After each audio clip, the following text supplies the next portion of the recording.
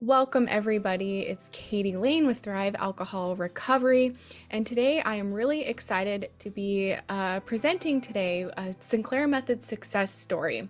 Today I have with me Melanie, and Melanie has a really interesting story about her alcohol use disorder, different treatments she tried before she went on the Sinclair Method. We're going to talk about some mental health issues that she had that went along with her alcohol use disorder, and ultimately how she found the Sinclair Method and what the experience has been like for her. So, just want to start, Melanie, by thanking you so much for taking time to chat with me and share your story with people out there today. Hi, Katie. It's really nice to be here with you, and I'm glad I can use this platform to share my story and hope that it will reach at least one person out there to help them. Yeah, I'm sure it will. And just kind of you and I chatting before I hit record, I'm like so eager to learn more about your story because there's so many things you've told me, just kind of the surface level. So I'm really excited to dive in more to your personal story and struggle with AUD and finding the Sinclair Method. So just to kick things off, would you mind just kind of telling us a bit about your history with alcohol use and alcohol use disorder? And, when did you know things were getting out of hand? Okay, yeah. So I was a social drinker since I was in high school. On the weekends with friends, that sort of thing, and then that carried over into college, but it was completely under control. It was weekend parties or social events, and I had an off switch, a very easy off switch. I didn't even know that there was a possibility that there wouldn't be an off switch. Carrying over into my adult life, it kind of got worse over the years. Mainly when I hit like 30, which I'm 34 now, is when I kind of noticed that I would want more. We'd go out to a bar and everybody else would kind of be able to have just a couple where I would want to go home and have a couple more beers.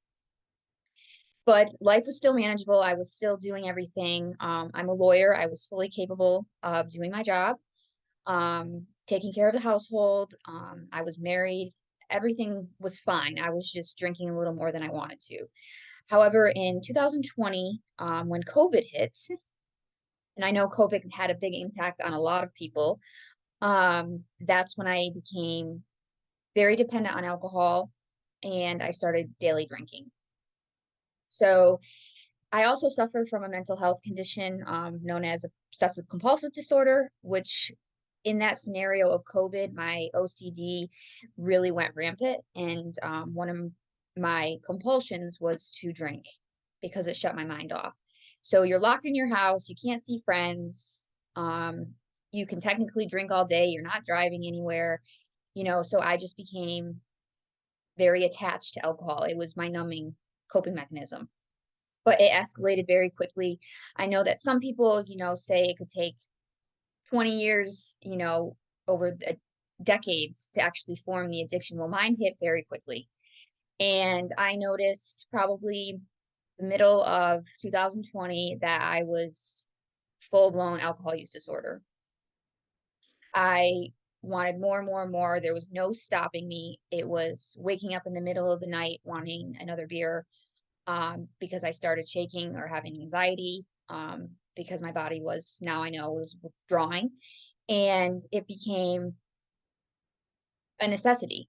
My body physically was addicted to alcohol, and I needed it to basically carry on, or that's how it felt. Mentally and physically, it felt like I needed one more drink at all times, to kind of keep that buzz going. Well, end of October of 2020, it was really bad. And I ended up agreeing with my husband, and my mother to try rehab. And I went there for a month. This was a very traumatic experience for me. They said that they were dual diagnosis, meaning that they dealt with mental health as well as alcohol use disorder. They clearly did not. And in reality, they didn't even know how to treat alcohol use disorder. 3 days in, of my stay there, I went into severe alcohol withdrawal. They basically told me just to drink some tea and go to bed. At this point, I was hallucinating. Um, I was literally delusional. I thought people were there that weren't there. It was raining. It was unbelievable. um, to a point where I finally told them, I need to go to the hospital. Something is wrong with me. And when I got to the hospital, it was determined that I actually had delirium tremens, which is the most significant alcohol withdrawal that somebody can have. And it actually can be fatal if not treated properly. So, ended up once I was in the hospital, the doctors obviously took care of me, and we got through that. And then I went back to the place to try to fulfill my rest of my 30 days. I did, and then when I got out, I stayed sober for about 5 months, and it wasn't because I wanted to. I was white knuckling, but I was scared to death of the alcohol withdrawal because of what I had went through and how I was not taken seriously and how serious this can really get. And so those 5 months stayed sober, but was severely depressed, was not loving life, just kind of going along with my day. Um, Not hanging out with friends because I couldn't drink. I had to isolate. It was just, it was not a fun experience. So I was sober, but I wasn't happy. So one day, my little lizard brain turned back on and said, "Oh, you can have some drinks. You've been sober for 5 months." I said, "Okay." Well, within about 3 days, I was back full blown alcohol use disorder. It was like those 5 months didn't happen. And this continued for a number of months. I, it was an everyday occurrence. And then at some point, it would get so bad where I wasn't eating, I wasn't sleeping, I was just drinking. And so my body basically started to shut down. And at that point, then I would stop drinking. However, I would never ever stop cold turkey again. So I did, I researched how to go about this properly. I spoke with my um, psychiatrist and everything, and we determined that the taper was the best way to go about this safely. So once I got to that point where I literally couldn't get off the ground from drinking so much, I would taper myself down. It was horrible. I would go through alcohol withdrawal symptoms, but nothing like the first time. Once I got down to that taper and I was drinking maybe 2 beers a day, well, then the brain clicks in again and said, "Oh, well, you're doing good. You can stay at 2 beers a day. You don't have to completely stop." Well, it easily escalates, back to the 12, 15 beers a day. And that's just a repetitive process. Every single relapse is repetitive and it typically gets worse and worse. And I probably relapsed a good 7 to 10 times. And at that point, I was going through a divorce due to my alcohol use disorder. And it's that made everything worse. My mental health made everything worse. I was not properly treated for my OCD. So my OCD was literally driving the alcohol use disorder. And so without getting help for both of them, it was never going to change because they fuel one another. And so I ended up going back to rehab in October of 2021. So about a year ago. Again, told me dual diagnosis, not accurate at all. They were basically AA meetings all day long. And I personally, I know AA has helped people out there, and I'm not discrediting them. But for me personally, I am not a fan of how they, put the person down that it's your fault. You can never drink again. And if you do, I'm going to steal that chip away from you. It just kind of it gives power back to alcohol when we're trying to take the power away from alcohol. And so I stayed in rehab, mostly for my mom, to say I did it. But literally the day I got out, it was November 6th of last year. I was back on the train, hardcore relapse. And from learning in all my research now, is the alcohol deprivation effect. I deprived my body of it. And so as soon as I was out and I had access to um the alcohol, I just wanted it all. I just wanted more, more, more, more. And so went through that. So and during this time, I was basically going back and forth between New York and Florida, where I live in Florida, but my parents live in New York. And with going through the divorce and everything, I was better off up in New York with my parents. So after a couple more relapses after my second rehab, I said, enough's enough. Traditional rehab's not working for me. I'm only 34 years old. There's no way that I'm never going to drink again in my life. I don't want to do that. I want to be able to be a social, normal drinker. And I said, there's got to be options. I know mainstream is AA or rehab or abstinence, but that wasn't working for me, clearly. And so I just started researching and I came across a website about this thing called the Sinclair Method. And it was like, oh, too good to be true. And I was like, okay, is it? So I started reading and realizing, that this Dr. Sinclair, had formulated this study about taking, naltrexone an hour before you drink. And I was like, okay, this is really interesting. And I'm a very intellectual person, so I really liked how he broke it down with the science behind it, and it makes complete sense. I was prescribed naltrexone prior in the past, but I was told to take it in the morning. Well, if I wasn't drinking in the morning, it was literally doing nothing for me. And also, I was given the Vivitrol shot, which is the naltrexone in a shot form, which stays in your body for a month. Well, I will never recommend the Vivitrol shot to anybody. It sent me into severe, severe depression, where I could not even get off the floor. I had beer cans just spread all over my floor in my bedroom. Um, I couldn't do anything. I was so depressed. And the thing with the Vivitrol is it's in your system. There's no getting it out. So I had to wait those 28 days while the Vivitrol got out of my system.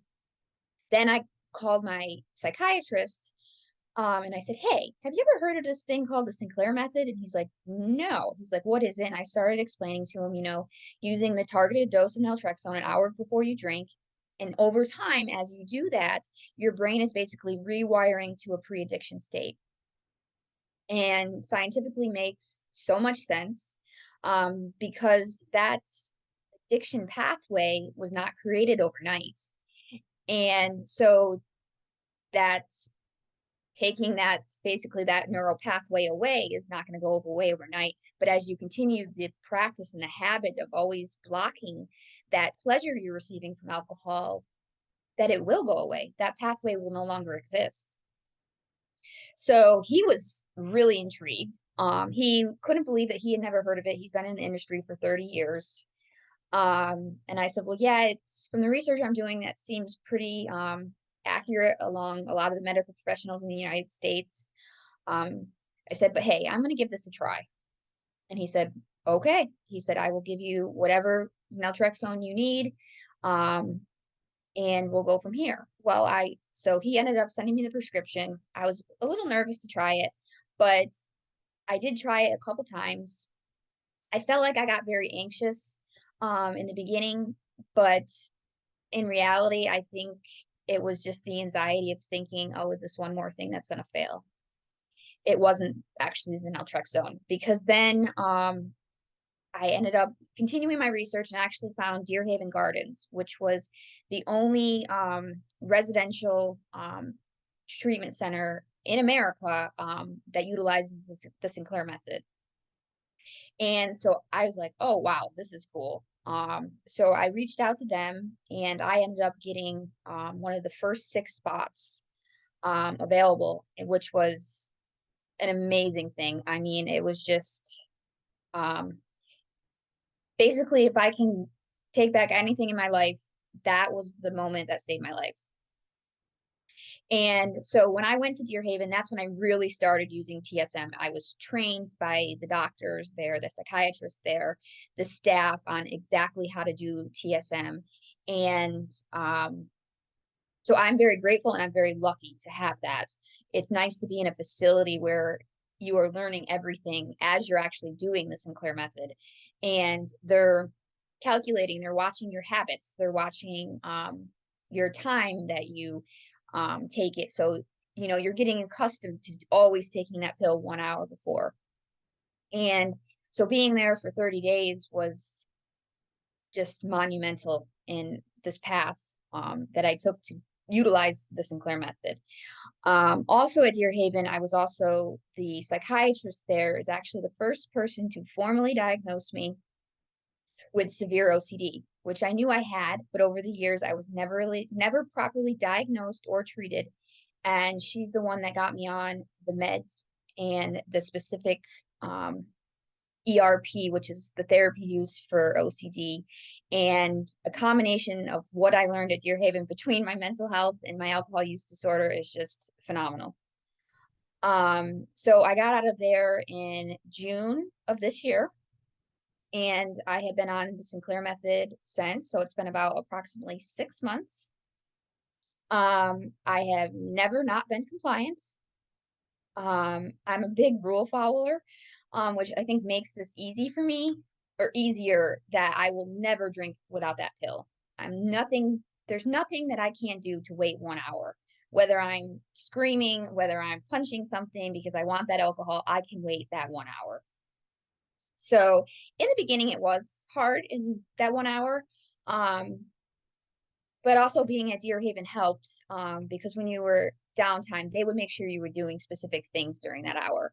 And so by the time I got out of there, I kind of had a toolbox of things that I could do during that hour if I was having trouble.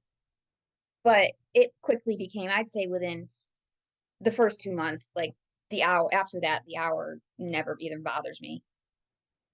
Because I think I've just ingrained it in my head that I can't drink. So why am I going to sit here and think about drinking before, and why would I ever take back any progress that I've made? So I had 6 months been compliant. So for a majority of it, it did come down. So I guess take it in units or number of drinks per day. So probably prior to starting TSM, I was drinking approximately 85 beers a week, which for someone that's 100 pounds is quite a bit. Um, And so over the last 6 months, that has obviously dramatically decreased. I have had some moments where it will increase. I try to always stay at about 3 to 4 beers a day. I don't like to ever go over that four, but it happens. It happens. I don't get mad at myself because it happened. There's nothing I can do about it, but I'm not going to let it, you know, put me back into a spiral. There's no reason for that. And so that was my number for quite a while. I was at that 3 to 4 and I was comfortable, I was functional. But now I'm at approximately 2 to 3. So I just keep, taking it down every so couple weeks, and it just gets easier and easier. And I believe, I know the extinction definition is kind of convoluted, or nobody really knows when another person goes through extinction. You kind of know if you're through extinction. And what they say is you've reached extinction when your days are not obsessed over alcohol, and alcohol no longer controls your everyday thoughts. Well, I'm definitely there. um, Alcohol does not control me. I have control over it. So if I want to drink, I'm going to drink, but I'm very mindful when I drink. Um, it's not about getting more, more, more. And it's just a total different feeling than previously. I mean, 7 months ago, oh, I couldn't even imagine just drinking 2 beers for the day. Like, I was like, what? Are you kidding me? That's going to do nothing. I'm not going to get a buzz off of that. And now I'm not chasing that buzz because although you can get buzzed on naltrexone, I don't want people to think that you can still get very wasted. But through the over time, you don't even want to. You're drinking more because I think the hardest part about TSM, once you reach that extinction, is breaking those habits, because the habits are what you've ingrained in yourself. And some people have had these habits for 40, 50 years. That's really hard to break. And so mine was always having a couple beers before bed. Well, before it was way more than a couple, but I went from an all-day drinker to now I have between 8 and 11:30, I'll have 2 beers. So it's more kind of breaking that habit of actually having the drinks at night. So I do try to do things, but over time of doing TSM, like for at first I would try to wait till like noon and that was tough. And then I would keep pushing that back an hour, every couple weeks, push it back an hour, push it back. And I finally made it to that 8 o'clock mark, which, if I think about it, that's typically when a normal social drinker might have a glass of wine at the end of the night. I'm not trying to fit in 12, 15 beers so that I can go to bed completely wasted so I don't have to think about what I just did. I now can go to bed with, a clear head. I wake up not hungover. Um, but I think the best thing to know is that I have the choice. TSM gives the person the choice. Um, if I want to have 3 beers today, I can have it and nobody's going to judge me, at least nobody in the TSM community. And that gives an individual power because alcohol had power over, me and a lot of people like me for so long that it's nice to be in the driver's seat again. Um, so yeah, I mean, it's been a journey for sure. But 6 months in, I'm very happy with TSM. I'm so glad that I found it. And it literally has saved my life. I probably potentially could have died. There's a couple times I was in the hospital because of my alcohol intake and my blood alcohol level was at fatal levels. And I think back of that and it's sad. But I don't let that, harm my success. I can have a comparison of how bad it was and how good it can be. And TSM gave me that. That's incredible, Melanie. And it's so fascinating to me how quickly your drinking turned into severe alcohol use disorder. And I think that just speaks to, like you were saying, with the severe OCD, how that can contribute to it. I've worked with people who have bipolar disorder or severe depression or anxiety, and how those two things, mental health issues and AUD, so commonly go hand in hand.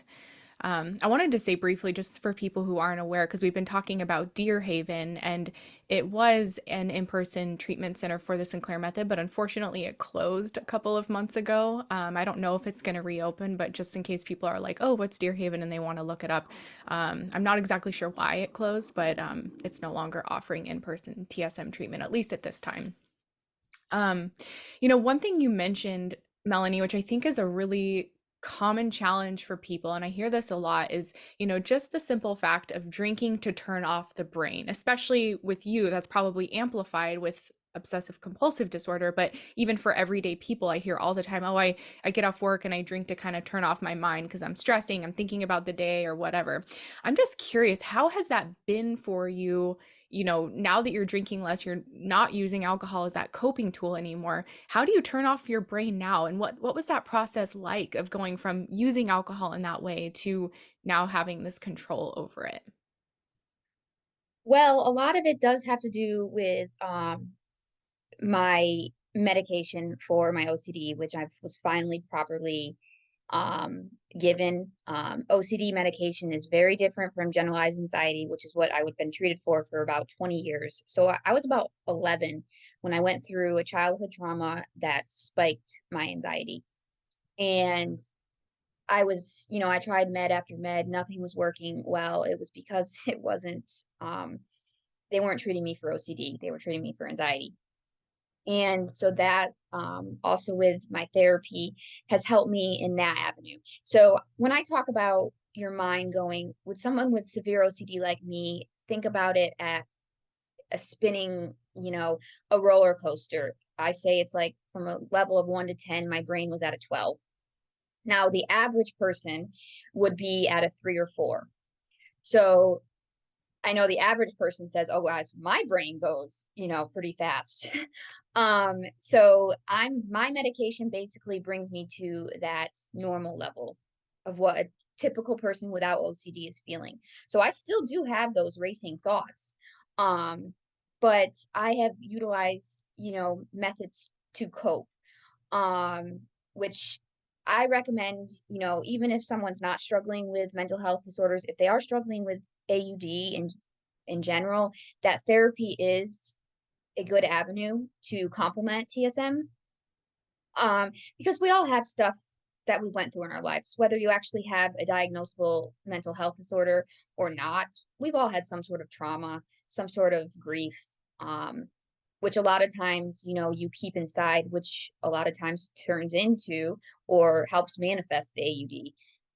And so therapy has been huge for me. And with that, I've, learned these coping skills. Like when I can't shut my brain off, well, yes, the alcohol did it, but the lasting effects of the alcohol, it was a quick fix. Um, it didn't fix the problem. It didn't fix my mind turning right back on as soon as I was sober again. So it's utilizing something, whether it's journaling, whether meditating, just get out of the house. Because if a lot of times you feel like your brain starts going, you're either probably it's at night by yourself, or you're home alone and you have time to think. Well, try to just change the atmosphere. Whether it's just going for a walk or playing with your dog or just something to distract the mind enough, because and it's hard. The good thing is with TSM is you can pop a naltrexone and you can have a beer in an hour. If you really can't, there's no one saying you can't do that, but there are skills that you can utilize to try to, I guess, prolong taking your naltrexone, or if you are trying to have an alcohol-free day, um, you know, just keeping your mind busy, at least in the beginning. It gets easier, over the months, but in the beginning, it's all about keeping busy. I know I'm a 34-year-old adult, but I color. And it is something very therapeutic to me. It keeps my mind focused on the lines. I don't want to, go outside the lines, so I have to concentrate, but yet it's tedious. Um, so something like that might help people. Doing a puzzle is something else that can just keep you focused on something else, um, and just take yourself out of that roller coaster. Step off the roller coaster. Take a step back, try to do something. If you get back on the roller coaster and you can't shut it off, well, then I guess take your pill. It's okay. I've done it plenty of times. That's why TSM is so wonderful, because if you've tried other things, they're not working in that specific instance, you can take a pill and you can have a drink.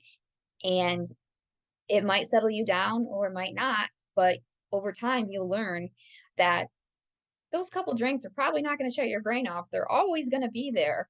It's just we think that it shuts it off because it does momentarily. Um, but that roller coaster gets going again pretty quickly. Absolutely. And I think for a lot of us, it's like we're just so habituated, like you were talking about, to using the alcohol as that coping tool that even just coloring or doing anything else that's super simple, it's just something we're out of practice with. So it can kind of be difficult to get started. But I would always tell my clients, like, keep it a low bar, like do something really simple, like the coloring or whatever else, that's just, doesn't require a lot of effort or resources to do.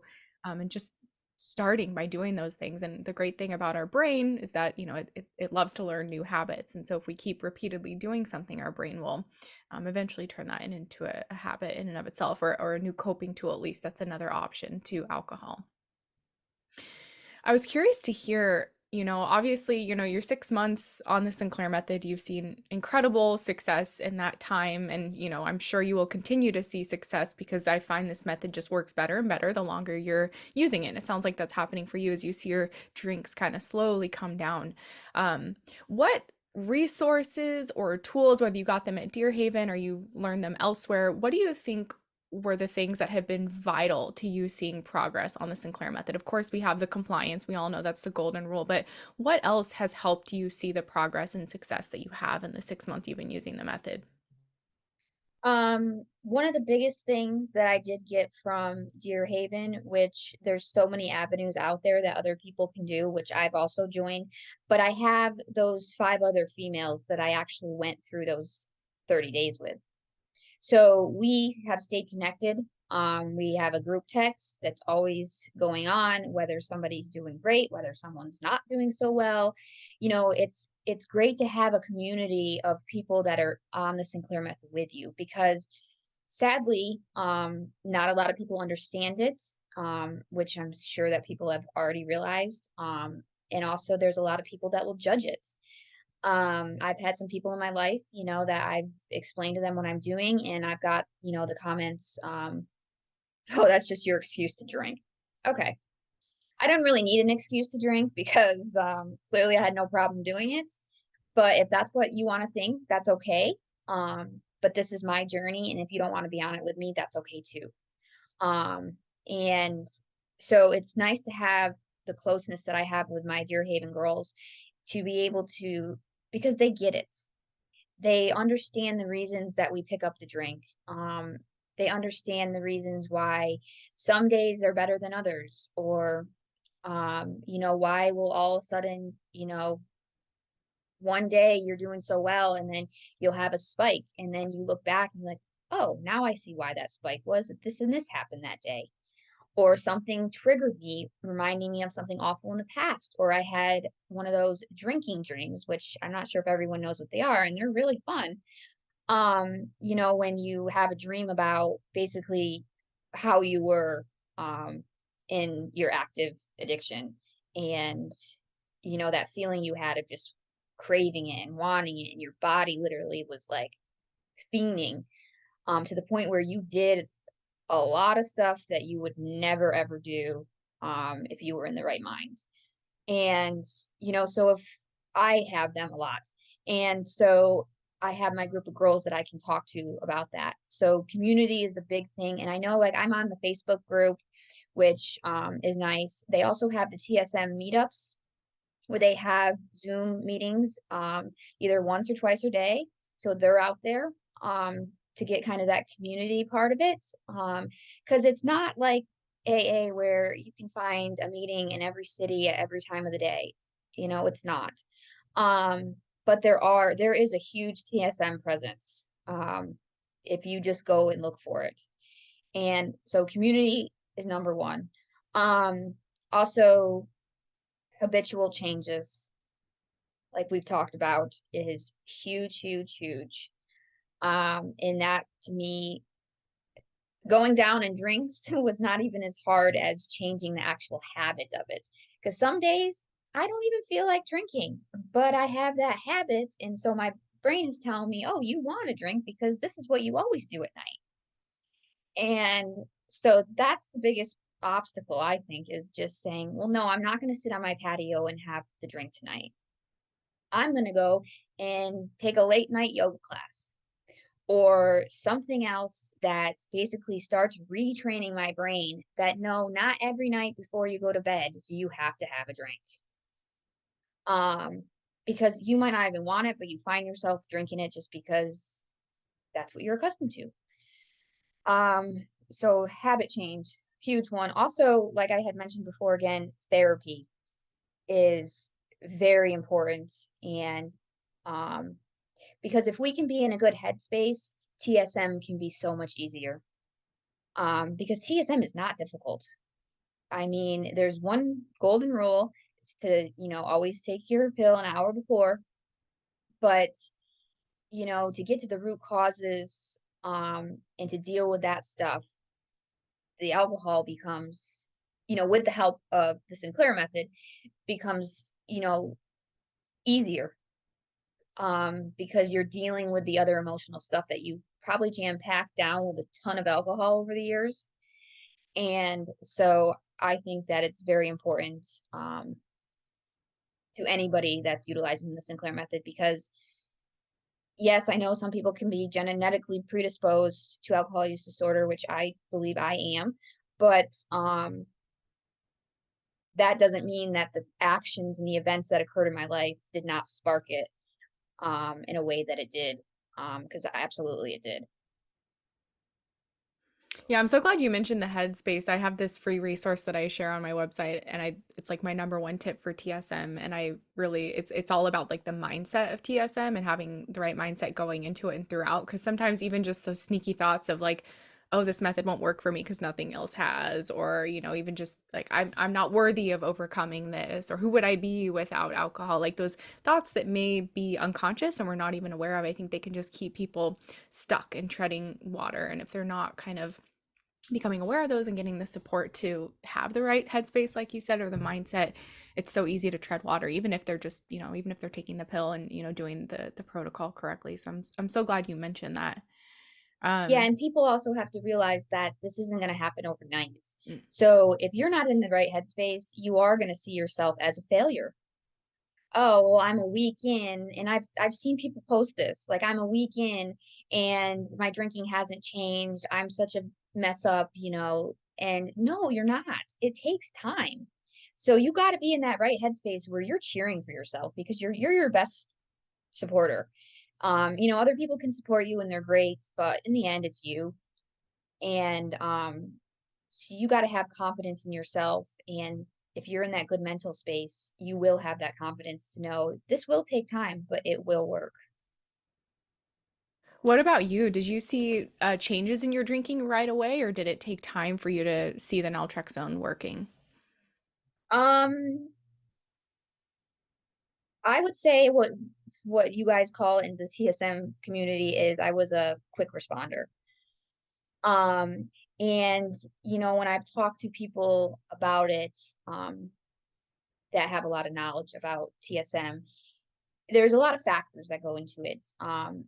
You know, I'm I'm 34, which is not young, but it's not old. My severe alcohol use disorder has only been an issue for a couple of years.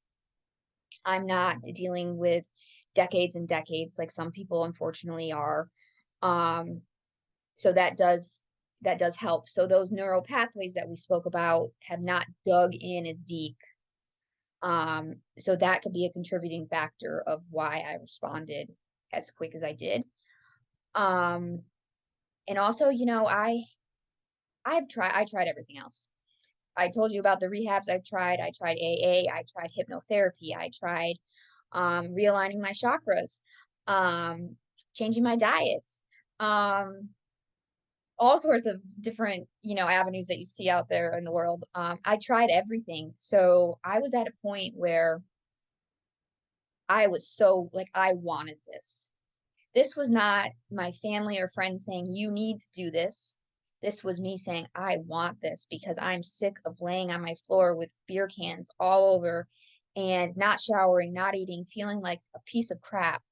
Um, so I think that's also why I wanted it so bad. I wanted to live. And I knew if I didn't try something, you know, else that I wasn't going to be around. And so that gave me, I think, that boost I needed to like you said, like actively try to change habits, doing all my homework with TSM, um, just being 100% in. Um, like I said, never have I missed a pill. Because I know that's the number one thing you cannot do. And I want this to work. So why would I ever not take it? It's so easy. Everybody takes medicine all day.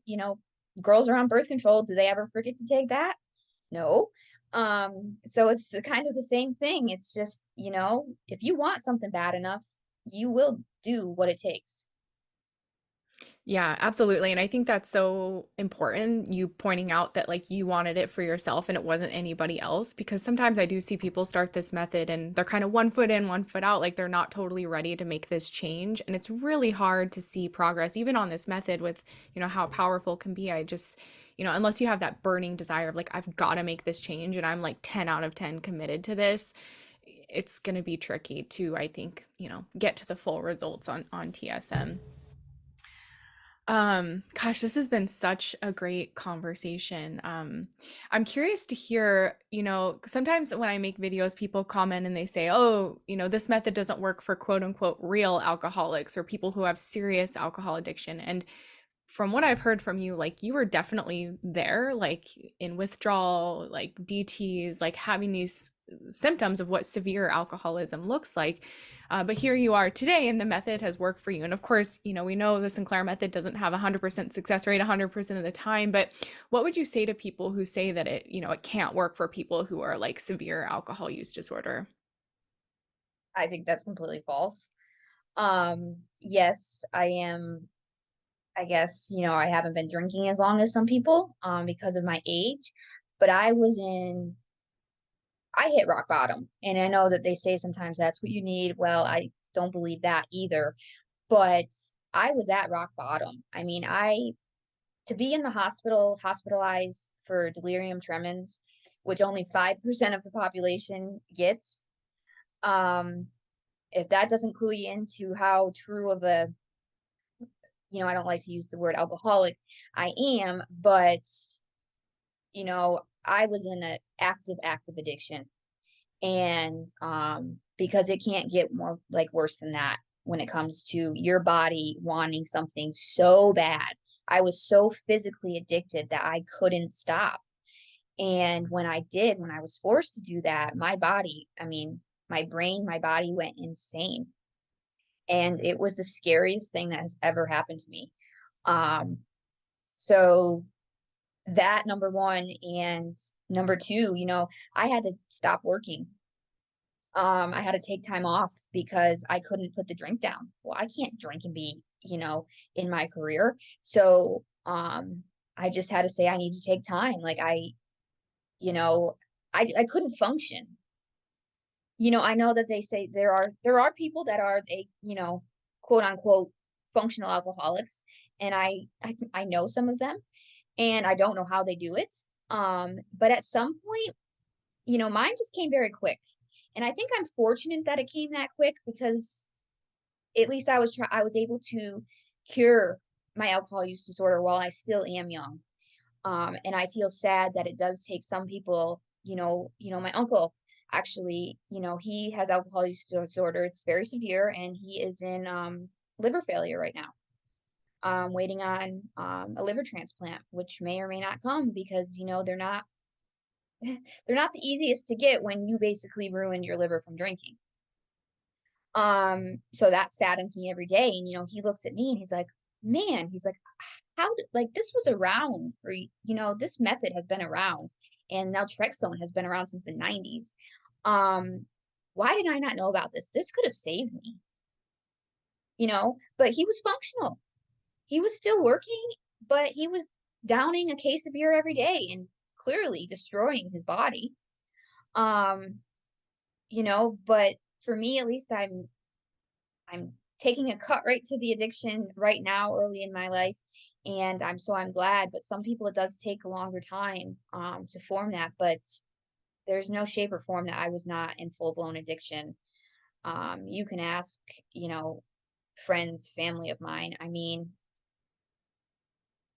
I was not the same person. Alcohol was controlling my every thought, my every action.